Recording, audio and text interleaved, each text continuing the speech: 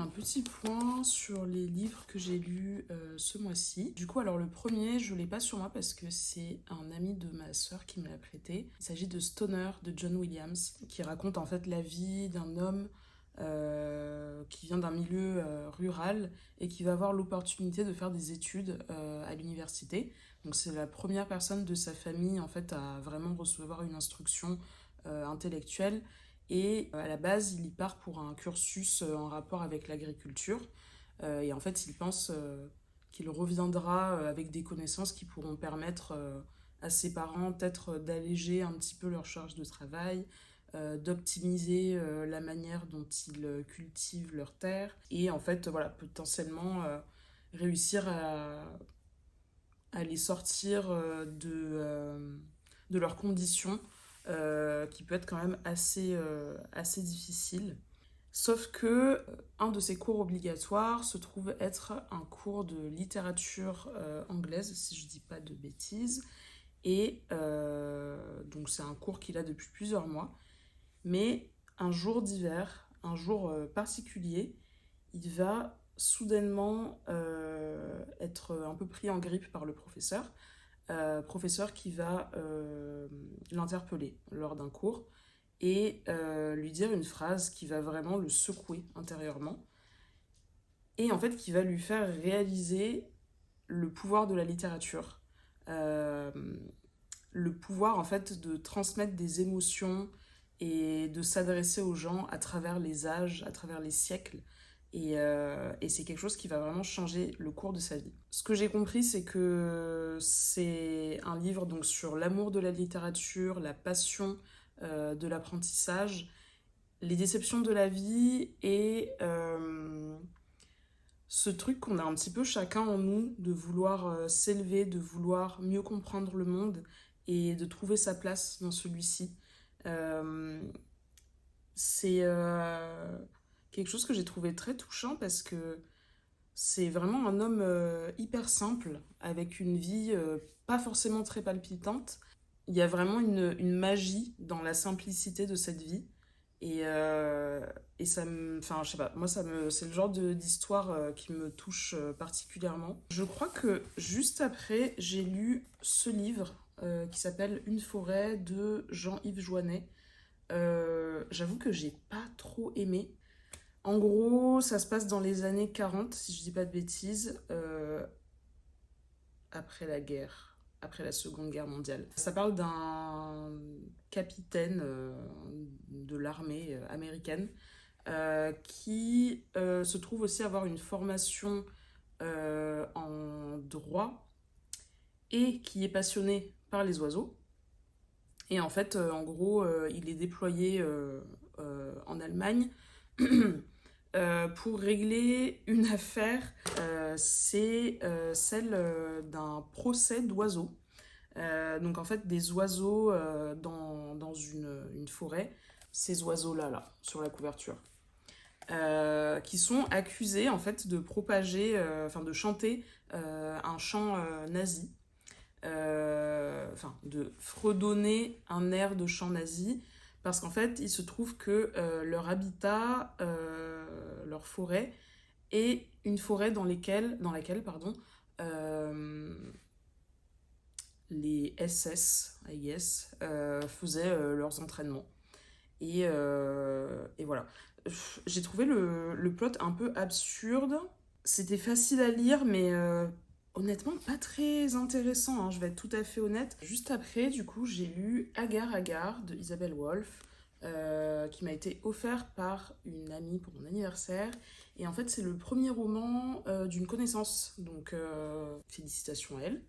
Et j'ai beaucoup aimé ce roman. Donc, c'est un roman en fait qui parle de rupture, de féminisme, de reconstruction de soi, de se retrouver, de se pardonner, euh, et voilà, d'aller un peu à la rencontre du monde pour se retrouver. Et je l'ai trouvé assez touchant, très bien écrit. Le récit, en fait, va être entrecoupé de lettres où la narratrice s'adresse à la personne qui l'a quitté. Et voilà, c'est assez touchant. Dernier livre, pardon, de la liste. Notre sœur Rabat-Joie ou Méditation oblique d'une noire de Ama Ata Aïdo, ou Aïdou, je sais pas comment ça se prononce. J'avoue que j'ai pas accroché. Apparemment, c'est un classique de la littérature ghanéenne, enfin de la littérature féministe ghanéenne. Une jeune étudiante ghanéenne dans les premières années de l'indépendance du Ghana qui obtient une bourse de séjour en Europe. Donc elle va passer par l'Allemagne, l'Angleterre, et en gros ça parle du rapport entre l'Afrique et l'Occident, entre les Noirs et les Blancs. Et en fait, je trouve que les pistes de réflexion sont hyper intéressantes et juste ultra pertinentes. Mais mon problème et la raison pour laquelle j'ai eu un peu du mal avec le livre, c'est juste la structure. Euh, En fait, c'est pas vraiment un récit linéaire comme on pourrait en avoir l'habitude. C'est quelques lignes de récit entrecoupées de réflexions, mais genre sous forme de vers. Je sais pas si on voit un peu comme ça, mais c'est un peu sous forme de vers libre comme ça. Du coup, j'étais pas trop dans le truc.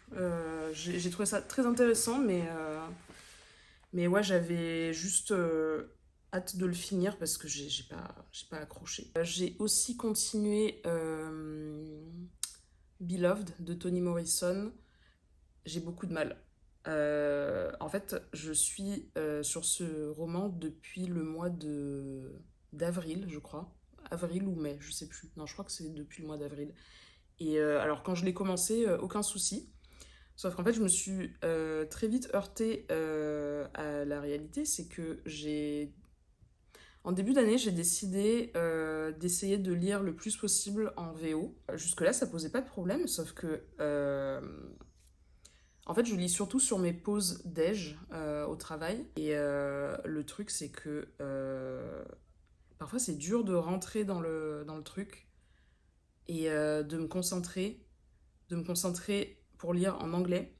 Et là, dernièrement, en fait, avec la chaleur, je sais que je me plains beaucoup, hein, j'aime pas l'été, voilà, c'est dit. Mais avec la chaleur, vraiment, j'ai trop du mal à me concentrer. Je lis les phrases 3 fois, je comprends rien. Alors que d'habitude, ça pose pas trop de problèmes, mais ouais, là, c'est un peu compliqué.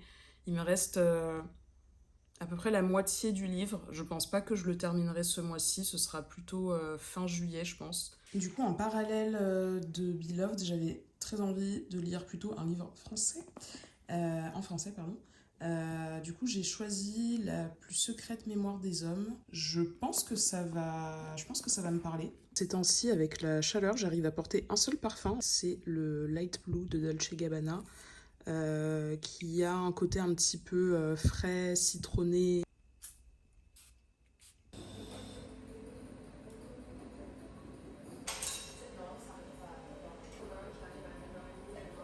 J'ai pris un petit matcha au sésame et coco de chez Copain.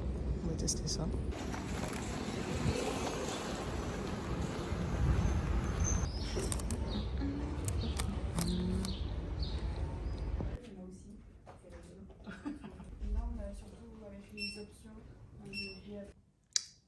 Hello, on est mercredi, je suis enfin en week-end. Il est actuellement 8h30 à peu près et il fait déjà super chaud dans mon appart. Donc j'ai deux missions ce matin. La première, c'est d'aller acheter de l'acétone pour pouvoir m'occuper de mes ongles parce que j'ai encore perdu un ongle.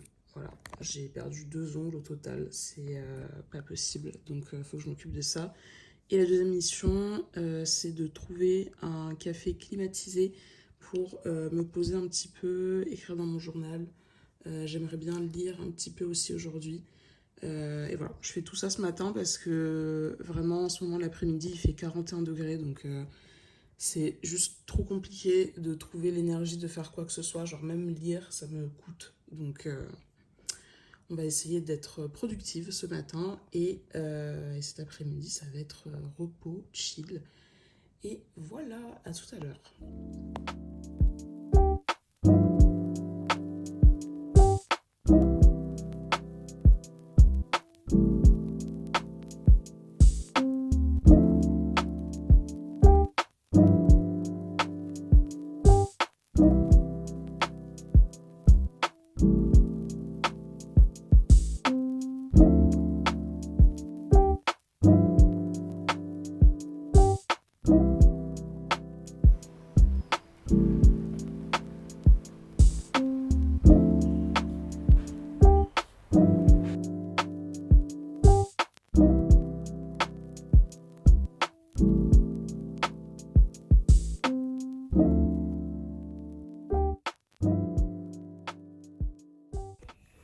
Coucou, je suis de retour chez moi, la mission est accomplie, j'ai fait tout ce que j'avais à faire ce matin, et là je suis rentrée parce que ça y est, il est 10 h et il fait déjà 32 degrés.